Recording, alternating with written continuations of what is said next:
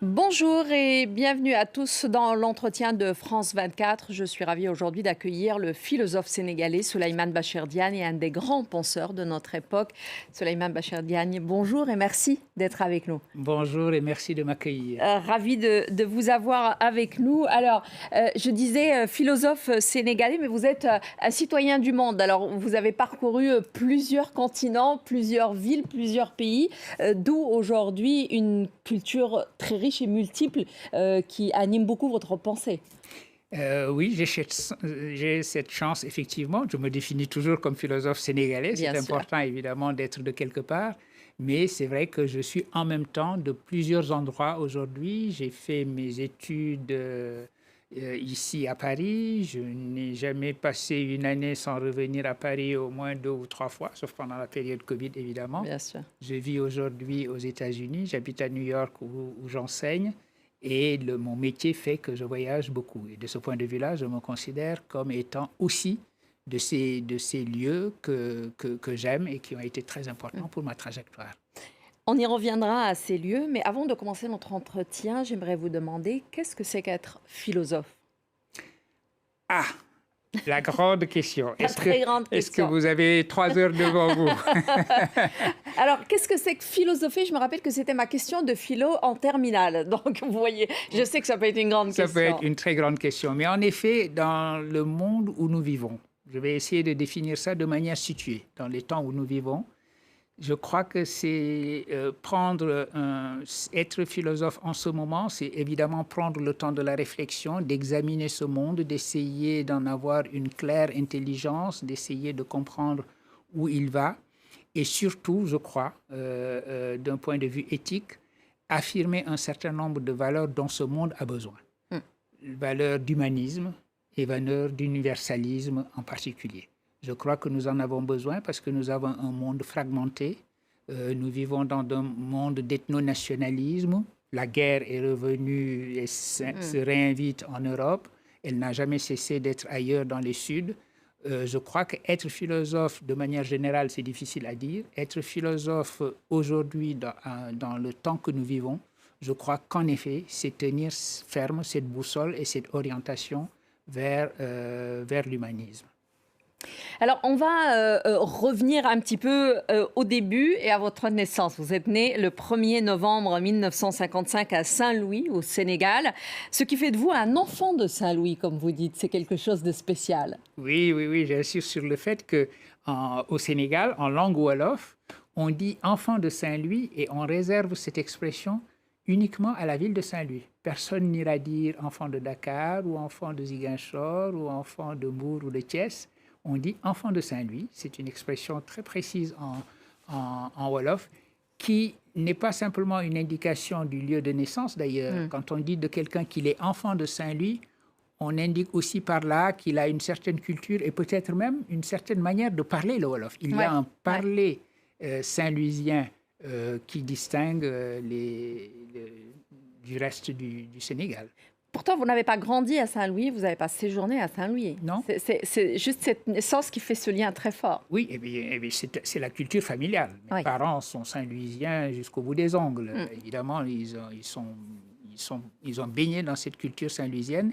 Et donc, moi, j'ai juste pris le temps de naître à Saint-Louis, de commencer à apprendre à marcher à Saint-Louis, et hop, nous voilà partis. Parce que mes parents étaient tous les deux fonctionnaires ce qui s'appelait à l'époque les PTT, les postes télécommunications et téléphone. Alors justement, parlons de vos parents, parlons-en un petit peu. De manière générale, avant de partir sur le papa et la maman, de manière générale, vous avez grandi dans une famille où la philosophie a cohabité avec la religion de tout temps. Oui. Eh bien, c'est la nature de la culture qui était celle de mon père. Mon père a été lui-même d'une famille où son grand-père et son père étaient des imams, non seulement des imams, mais également son grand-père était un des moqaddam, c'est-à-dire un des dirigeants, des leaders spirituels de la confrérie soufie de la Tijaniya. Et donc, il a grandi dans des familles comme celle-là. Et donc, même s'il est allé à l'école française à un moment donné, il s'est lui-même inscrit à l'école française, C'était cela, sa culture. Et donc, il avait cette tournure d'esprit, je dirais, très spéculative, très réfléchie, très méditative. Et donc, cela l'a poussé tout naturellement à lire beaucoup d'ouvrages, et en particulier des ouvrages de philosophie. Et donc, pas seulement de philosophie islamique, mais de Bah oui, philosophie Sartre, en entre autres, général, Marx, Sartre, Avicenne. Camus, Avicenne, Iqbal, donc vraiment un éclectique en matière de lecture.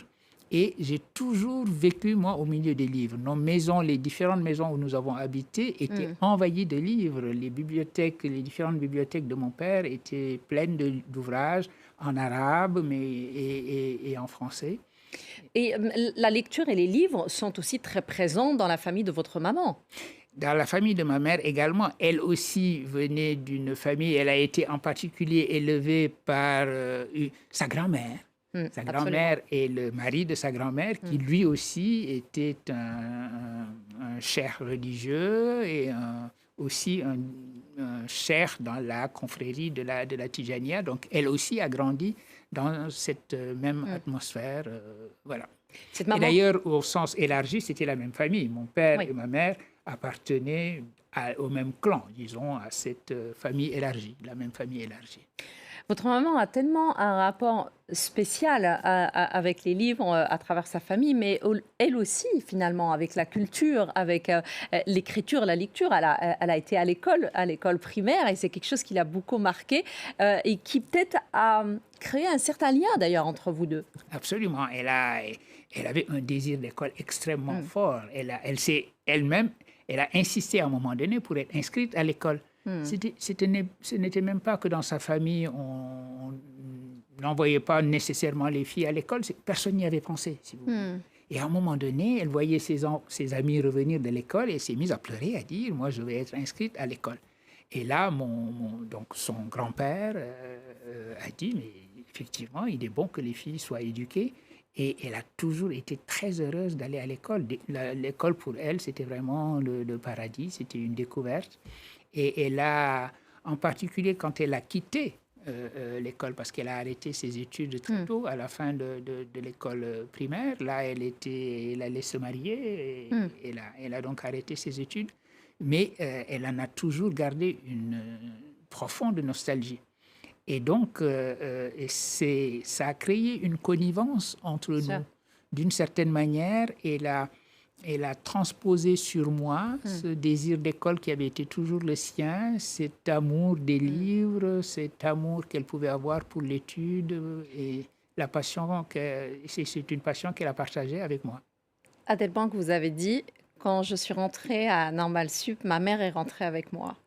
Je le crois profondément. Vous savez, quand j'étais en Cagne, donc, et que je préparais le concours d'entrée à l'école normale supérieure, elle s'est dit, pour un concours aussi important, aussi difficile, il faut que je soutienne mon fils, et elle a fait le voyage à Paris. Alors que ma mère était une femme un peu pusillanime. Elle a fait le voyage à la Mecque parce que celui-là, évidemment, il fallait le faire.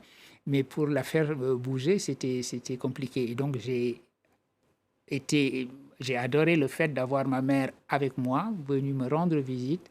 Bien sûr. Au moment où j'étais en train de préparer le concours d'entrée à l'école normale. Et puis, on reviendra à l'école normale, à votre entrée spectaculaire, publique, et comment c'était un moment important aussi pour votre maman. Alors, que faisaient des livres de Sartre, Marx ou Avicenne dans la bibliothèque, justement, de votre papa, et à cohabiter ensemble? Et comment est-ce que cela vous a impacté votre pensée aussi? Mais vous savez, une vraie curiosité de mon père pour tout ce qui était expérience humaine et pensée humaine.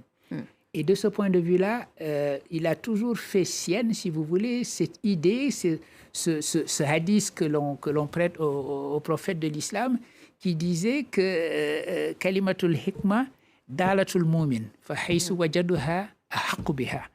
La parole de sagesse est la propriété perdue du musulman. Donc, partout où il la trouve, il y a droit plus que quiconque. C'est un hadith que je l'ai souvent entendu répéter. L'idée précisément que aucune sagesse, pour autant que c'est une sagesse humaine, ne doit nous être étrangère et elle nous enseigne toujours quelque chose, y compris d'ailleurs qu'elle peut nous enseigner, malgré les apparences, quelque chose de notre propre religion. Donc lire des athées devant l'Éternel comme Sartre ou Camus, c'était évidemment pour lui important de savoir ce que ces gens-là avaient pensé, ce que signifiait leur propre approche du divin, ce que signifiait leur athéisme, ce que signifiait l'affirmation d'un humanisme qui soit précisément une affirmation en dehors de la religion ou même contre la religion.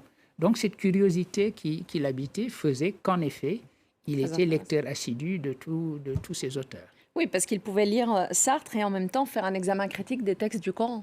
Exactement. Et donc, il revenait toujours au Coran. Évidemment, c'était la lecture, le socle, c'était le socle, cela. Et ça, c'était sa tradition familiale. Son grand-père, le père de sa mère, donc, avait une fonction à la ville de Saint-Louis. On l'appelait Tafsir. C'était un grand commentateur du Coran. Alors vous aussi, vous êtes intéressé à Jean-Paul Sartre, bien évidemment. La période du lycée, je pense, a été un peu très riche de toutes ces pensées-là. Le philosophe français Jean-Paul Sartre, son concitoyen Henri Bergson, qui était prix Nobel de la littérature à la fin des années 20, en 1927. Mais aussi un autre penseur dont je voudrais qu'on parle un petit peu, c'est Mohamed Iqbal, bien évidemment, qui était poète, philosophe. C'était à l'époque de l'Inde britannique. C'est un brillant penseur musulman. Il est considéré comme l'un des poètes les plus influents du XXe siècle, poète musulman. Et puis surtout, c'est sa vision de l'islam qui vous inspire. Absolument. Qu'est-ce que vous pouvez nous en dire? Alors, c'est un penseur du temps. Et c'est ce qui le rapproche d'ailleurs de Bergson. Et du temps comme ouverture. Le monde, pour lui, est un monde qui va toujours vers un approfondissement. Autrement dit, c'est quelqu'un qui considère que le temps n'est pas l'ennemi de la perfection, n'est pas l'ennemi de l'islam. Vous savez, une conception simpliste consiste à dire l'islam des origines, c'était vraiment l'islam par excellence. Et après, il ne peut y avoir que de la détérioration. Nous nous sommes éloignés, le temps nous a éloignés du pur islam des origines. Il y a un aspect suivant lequel ceci est vrai. C'est vrai que nous ne sommes pas la génération en or des compagnons du prophète, etc.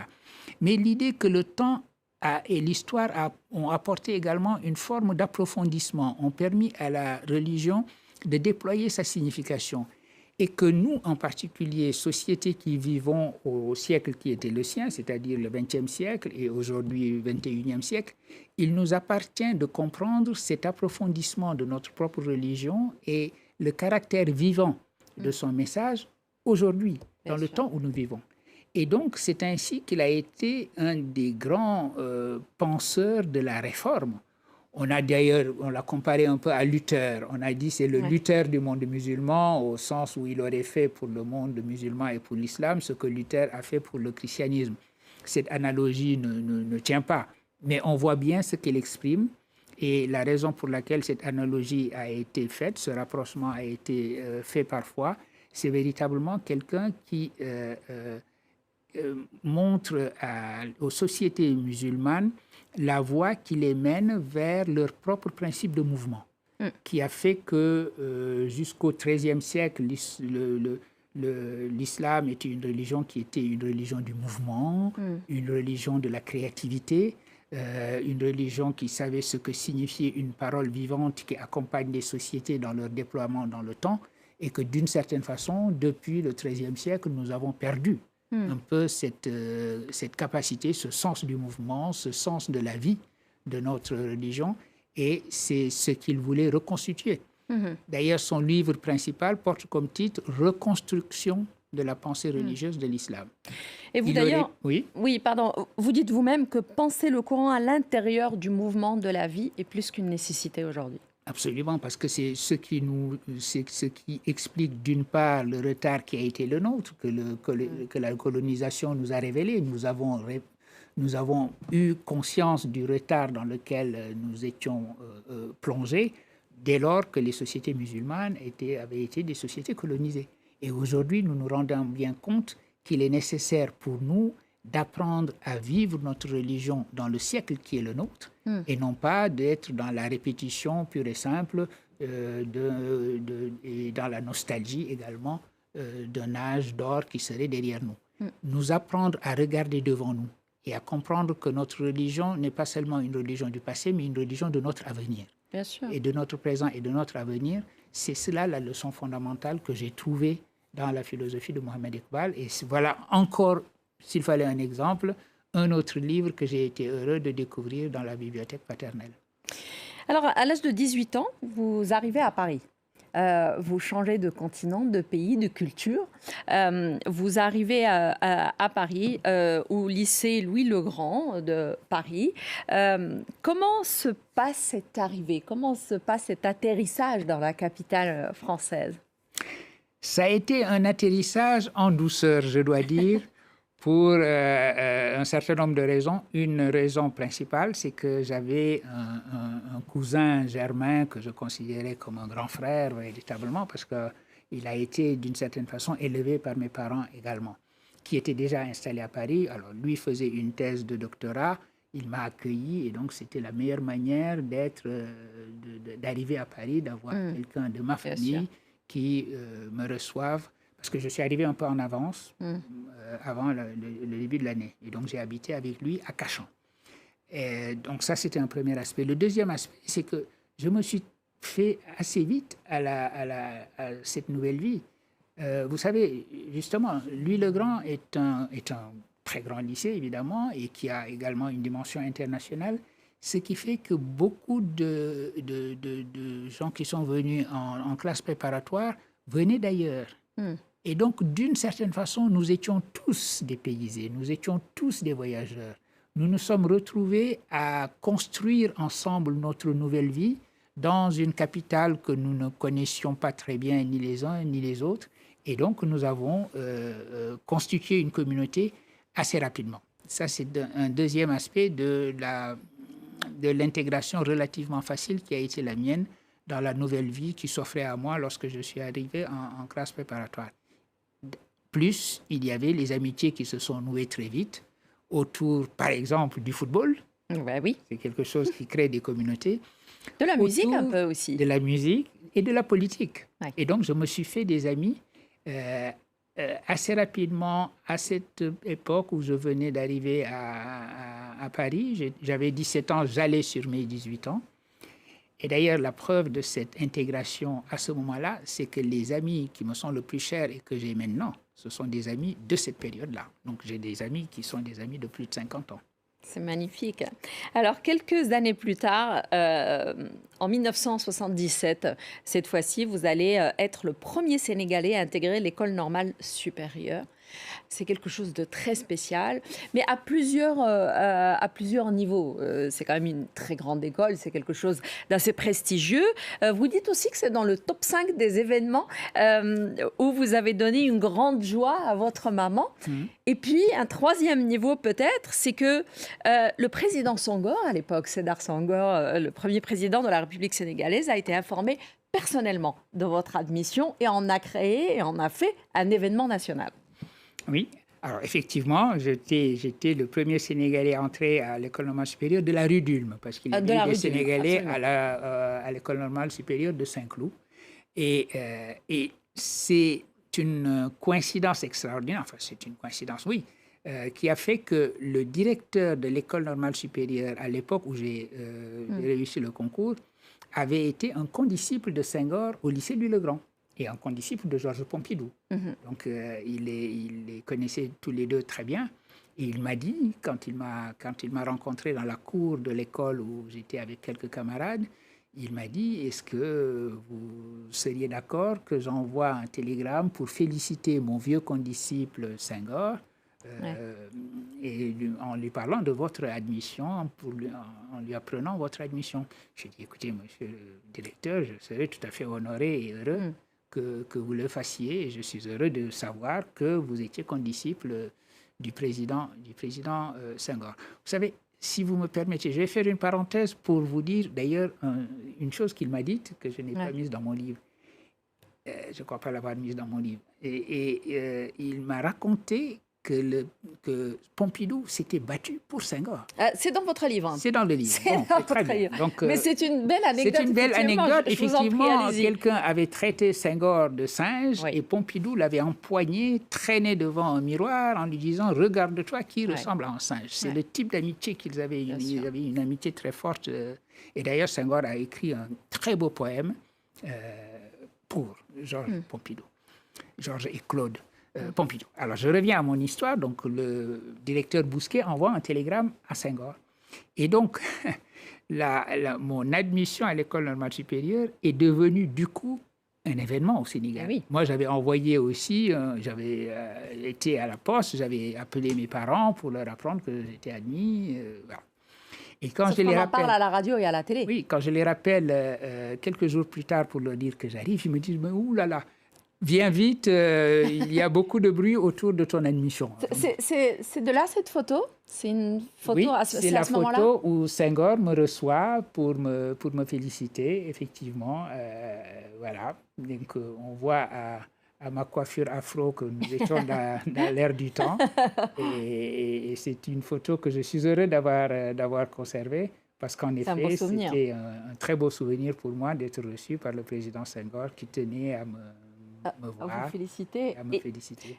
Votre maman, qui était déjà très heureuse et fière de vous voir donc intégrer l'école, l'était doublement de savoir que le président vous en félicitait. Exactement. De voir que c'était devenu un événement pratiquement au Sénégal, puisque le télégramme avait été lu à la télévision. Quand je suis arrivé, d'ailleurs, la police de l'air et des frontières, ils m'ont dit « Ah, nous avons reçu un communiqué vous concernant. » J'ai retenu cette phrase, « Nous avons reçu un communiqué vous concernant. » Quand je vois avec leurs uniformes, je me dis heureusement que ce communiqué ne parle que de paix. C'est sûr. À la matière. Et donc, effectivement, ça a été une très grande joie pour ma mère. J'ai toujours associé le souvenir de mon admission à l'école normale supérieure à ce qui était le regard de ma mère pendant tous ces jours-là. De la maman, donc. Hein? La maman. Alors, vous avez dit à votre coiffure que vous étiez dans l'air du temps, et je voudrais justement parler de ces temps-là. On est dans les années 70. Alors, en France, vous arrivez 5 ans à peu près après mai 68. C'est une certaine ouverture, c'est la ville des Lumières, etc. Et puis, en 1979, vous allez traverser l'Atlantique pour aller cette fois-ci du côté des États-Unis, puisque vous allez passer une année académique à Harvard, à Cambridge, à côté de Boston, dans le cadre d'un programme d'échange. Et là, c'est une autre ambiance.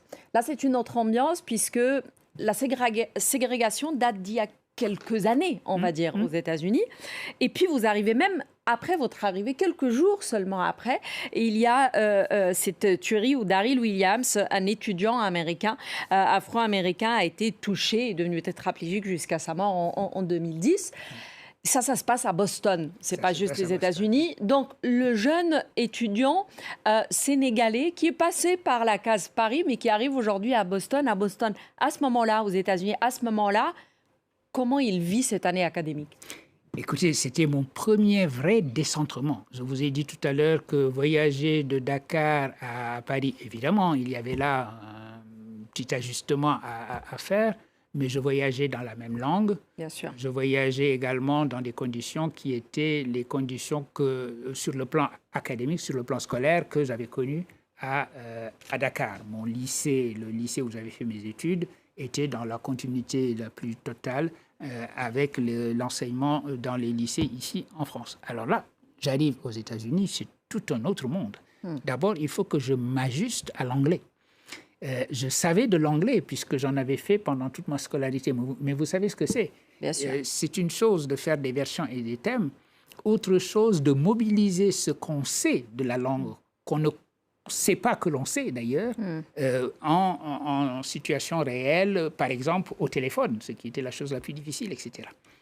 Et quelques jours après mon arrivée, je connaissais j'avais été en relation avec une famille, une femme qui était professeure, qui était d'origine haïtienne, qui était professeure d'études françaises à Boston University, que je connaissais bien. Et un jour, je viens la voir, donc quelques jours après mon arrivée, et je la trouve dans tous ses états.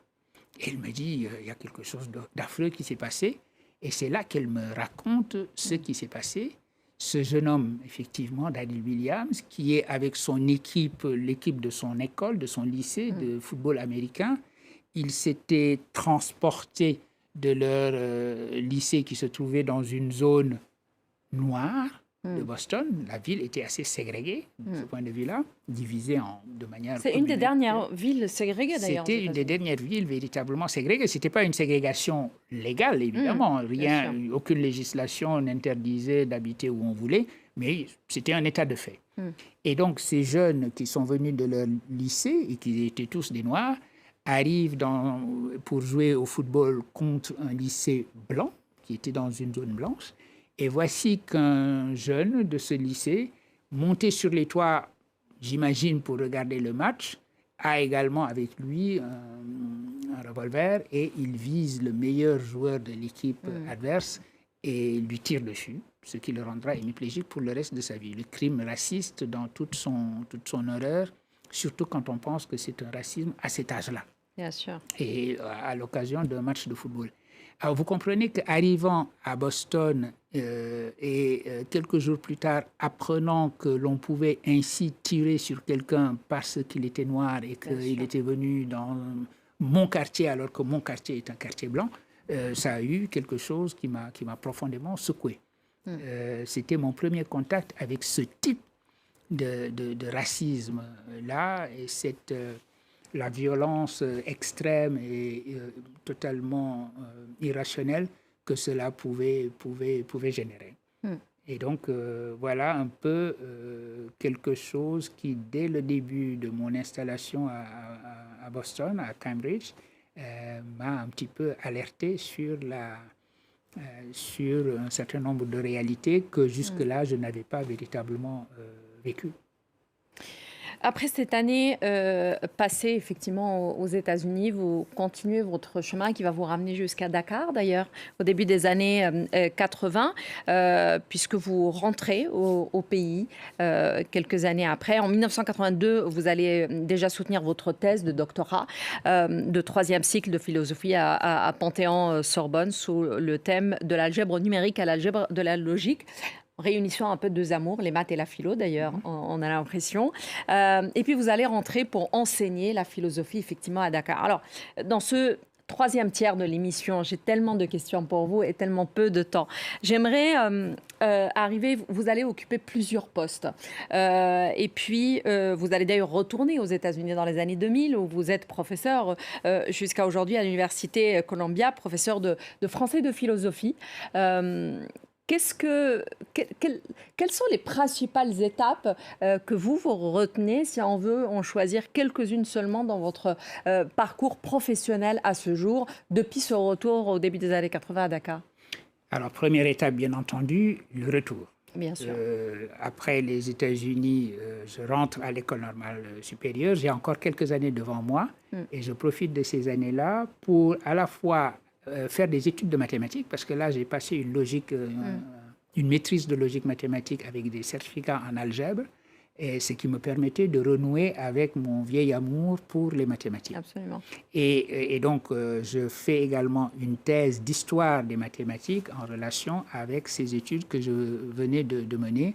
Et en effet, j'étais de la génération qui faisait une thèse de 3e cycle et une thèse d'État. Oui. C'est après ma génération que la thèse d'État a été supprimée. Les 2 thèses ont été supprimées pour une thèse unique. Et donc, je finis cette thèse de 3e cycle et je décide de rentrer au Sénégal. J'ai été quelque peu tenté parce que c'était le plus simple. Au fond, c'était la voie qui semblait s'imposer en termes de carrière. J'ai envisagé un moment de me dire, et si je restais en France, et si j'allais au CNRS, puis après j'ai décidé, non, je rentre chez moi, je retourne au Sénégal et j'essaye d'apporter ma contribution à la philosophie sénégalaise, à l'enseignement au Sénégal. Donc je rentre en 1982 et je fais ma rentrée à l'université qui ne s'appelait pas encore Cheikh Anta Diop. Le baptême de l'université, le changement de nom, allait avoir lieu quelques années plus tard. Donc voilà une première étape importante. Et ce que je fais, ce qui était mon intention, c'était de créer un enseignement de logique, un enseignement de philosophie des sciences dont il me semble toujours, qu'il est nécessaire dans les universités africaines, dans les départements de philosophie en Afrique. Et je suis heureux d'avoir créé cela et heureux de savoir qu'aujourd'hui, par exemple, au Sénégal, ceux qui enseignent cela ont été mes étudiants. Quelle serait une autre étape pour qu'on puisse avoir le temps pour le reste, mais ça serait quoi l'autre étape importante? L'autre étape, c'est d'avoir créé un enseignement en philosophie islamique, qui est devenu une des spécialisations qui ont été les miennes dans lesquelles j'écris. Autre étape, pendant que j'étais à l'université Cheikh Anta Diop de Dakar, d'avoir été appelé à être le conseiller à l'éducation et à la culture du président Abdou Diouf, en même temps que j'enseignais. J'ai rempli ces fonctions-là à ses côtés. Ça a été 6 années magnifiques à côté d'un homme qui me manifestait énormément d'affection, qui me manifeste toujours énormément d'affection d'ailleurs, maintenant qu'il n'est plus président. Et j'ai fait ça en même temps que j'étais enseignant à l'université Cheikh Anta Diop de Dakar. Donc voilà 2 aspects importants aussi de cette période d'enseignement à l'université de Dakar. J'ai construit autour de moi des amitiés solides et des complicités intellectuelles importantes avec des étudiants qui travaillaient avec moi, qui ont fait leur thèse avec moi, et d'autres collègues qui m'ont rejoint pour que nous ayons ensemble un cercle d'échange, un cercle de publication. J'ai créé une revue où j'ai invité certains de mes étudiants à écrire. Nous avons copublié avec mes étudiants des volumes de philosophie, 2 textes, un texte sur la philosophie de Gaston Berger, un autre texte sur la notion de méthode. Bref, j'ai été très heureux d'être professeur à l'université Cheikh Anta Diop de Dakar et d'avoir fondé une certaine communauté philosophique avec des étudiants qui aujourd'hui sont mes collègues et mes amis. Et la complicité qui nous lie se continue d'ailleurs. Et nous allons retravailler ensemble dans les temps qui viennent. Vous avez reçu différents prix. Vous avez été fait chevalier de l'Ordre des Arts et des Lettres en 2017. À un moment, peut-être juste en une petite minute, ce que ça représente pour vous. Votre famille, d'ailleurs, était présente puisque ça s'est passé à l'ambassade de France à Manhattan, me semble-t-il. Absolument, ça s'est passé à l'ambassade de France à Manhattan. Et cette fois-là, c'était officié dans l'Ordre des Arts et des Lettres, parce que chevalier des Arts et des Lettres, ça m'a trouvé à Northwestern University à Chicago quand j'enseignais. Et donc cette fois-ci, j'étais monté en grade, si je puis dire, et la cérémonie à Manhattan, au consulat de France, était pour moi une très, très belle cérémonie. Pardon, pas l'ambassade, mais le consulat de France qui était à Manhattan. C'était une très, très belle cérémonie parce que, évidemment, ma femme était présente et j'avais 2 de mes enfants également qui étaient présents. Je pense qu'on a une photo d'ailleurs. Voilà, j'ai été très heureux d'une médaille comme celle-là, d'autant que je la partageais également, cette cérémonie, avec une de mes collègues qui est également une amie très chère que j'aime beaucoup, qui est Emmanuelle Sada, qui était distinguée le même soir comme chevalier, je crois, dans l'ordre des Arts et Lettres. J'ai quelques thématiques que je voudrais aborder avec vous en quelques minutes. La première, c'est la traduction.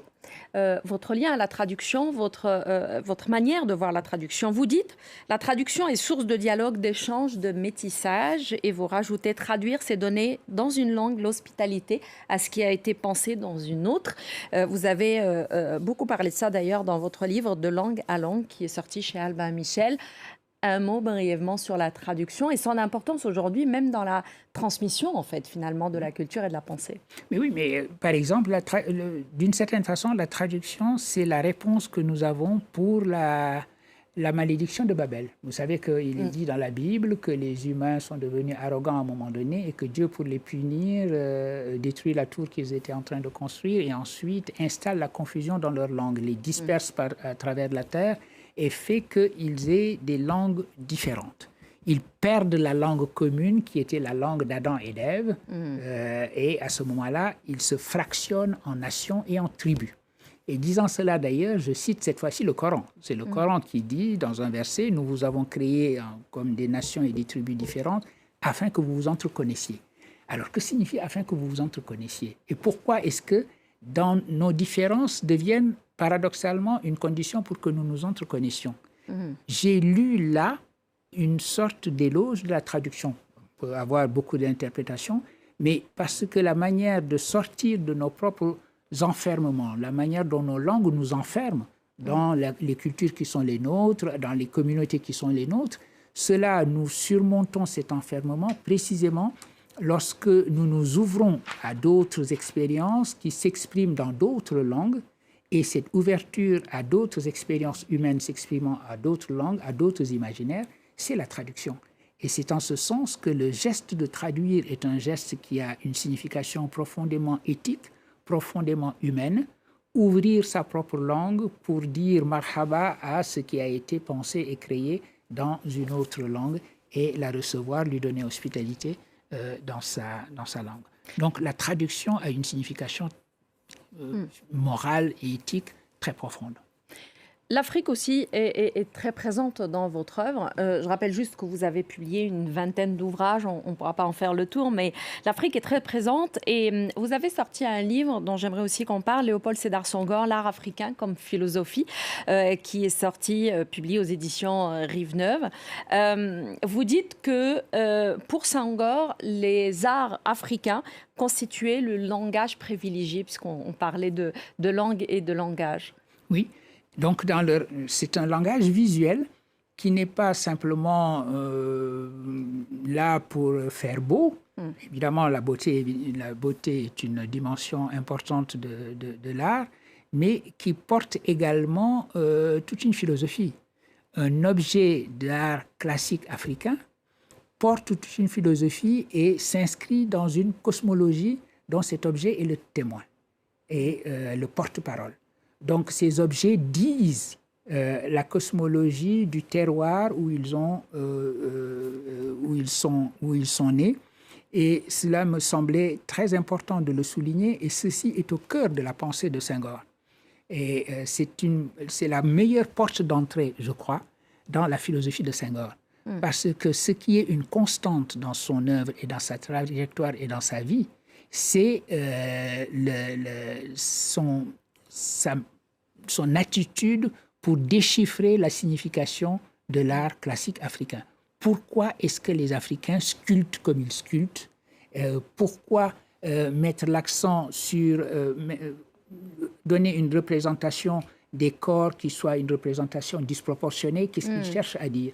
Et donc, ce travail de déchiffrage, ce travail de lecture des objets classiques africains, c'était véritablement, cela supposait de se mettre dans la position, dans la posture de quelqu'un qui lit le message philosophique dont ces objets sont porteurs et qu'ils portent dans leur langage visuel. Les formes elles-mêmes sont un langage, constituent un langage qui nous disent quelque chose de ce qui était la philosophie de ceux qui ont créé ces objets.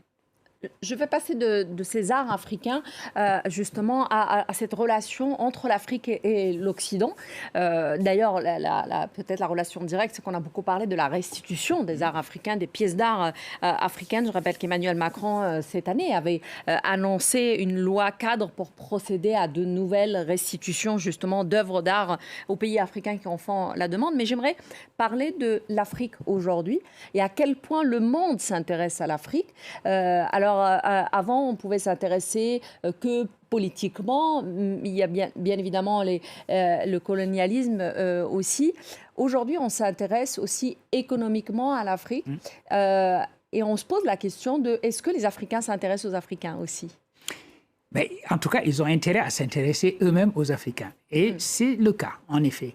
Et vous avez raison de souligner qu'il y a un changement profond parce que vous savez, c'était seulement dans les années 1990, la décennie dite perdue des années 1990, que le discours sur l'Afrique était un discours absolument pessimiste et à la fois pessimiste et tout à fait cynique également. C'est la période de ce que l'on appelait l'afro-pessimisme, l'idée que les Africains, au fond, ne s'en sortiraient pas. Il y a eu un numéro du journal très influent de la revue The Economist, qui avait comme titre, à propos de l'Afrique, « The Hopeless Continent », le continent sans espoir. Et le discours a aujourd'hui fortement changé. L'Afrique est devenue, avant Covid, et c'est en train d'ailleurs de repartir, le continent où on trouvait les taux de croissance les plus élevés. C'est le continent dont on sait que démographiquement, il porte la promesse d'une énergie humaine qui, dans quelques générations, qui sera principalement une énergie humaine africaine. Parce que c'est vrai que la démographie, c'est des problèmes. Les jeunes, il faut les nourrir, il faut les instruire, il faut leur trouver du travail, il faut les infrastructures, etc. Mais c'est également un atout, c'est une ressource extraordinaire de développement. Donc l'Afrique est devenue aujourd'hui un continent dont on s'est rendu compte à quel point il était porteur d'avenir. C'est un continent d'avenir, c'est le continent d'avenir même, pourrait-on dire. Ce qui explique d'ailleurs une espèce de nouvelle ruée vers l'Afrique. Et il est important, il est essentiel que les Africains, sachant cela, construisent également leur propre continent dans la relation qu'ils vont établir entre eux. Sortir définitivement de ce climat d'afropessimisme où on disait que le problème des Africains, c'était les Africains eux-mêmes. Bien sûr. Ça consiste à dire, eh bien, nous allons construire notre continent. Nous allons remettre au goût du jour et en chantier l'énergie que portait la promesse du panafricanisme. Nous allons remettre en chantier le panafricanisme, lui donner une nouvelle signification dans le monde où nous vivons.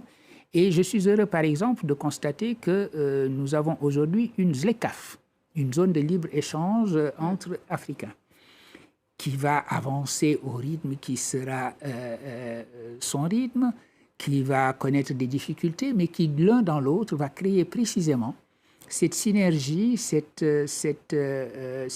unité entre les États africains. Et ça a commencé. Ça a commencé. Nous parlions du fait que beaucoup de puissances s'intéressent à l'Afrique. On cite à ce propos la Chine, on cite la Turquie, on cite le Brésil d'avant Bolsonaro, on cite aujourd'hui les États-Unis, etc. On oublie de citer les pays africains eux-mêmes. Si je prends un pays comme le Maroc a une politique africaine tout à fait active. Dans mon pays, au Sénégal, aujourd'hui, le secteur bancaire est un secteur où le Maroc est extrêmement présent. Ça veut dire que cette fameuse coopération sud-sud dont on parlait tant, elle est en train de se construire, de s'établir. Et donc, l'espace africain doit être investi par les Africains eux-mêmes pour le développement de l'Afrique, évidemment, tout en s'ouvrant à tous les partenariats extérieurs nécessaires. Merci beaucoup, Souleymane Bachir Diagne. Je rappelle juste à nos téléspectateurs que pour en savoir un peu plus sur votre œuvre et sur votre parcours, il y a le Fagot de ma mémoire qui est sorti chez Philippe Ray, qui est un excellent livre, une belle fable qui nous emmène d'ailleurs d'un continent à l'autre pour vous connaître un peu plus. Merci infiniment pour avoir accepté notre invitation. Merci pour cette invitation. Merci beaucoup. Et pour votre hospitalité. Merci. Merci à vous tous de nous avoir suivis pour cet entretien de France 24 et très bonne soirée, très bonne journée et très bon week-end.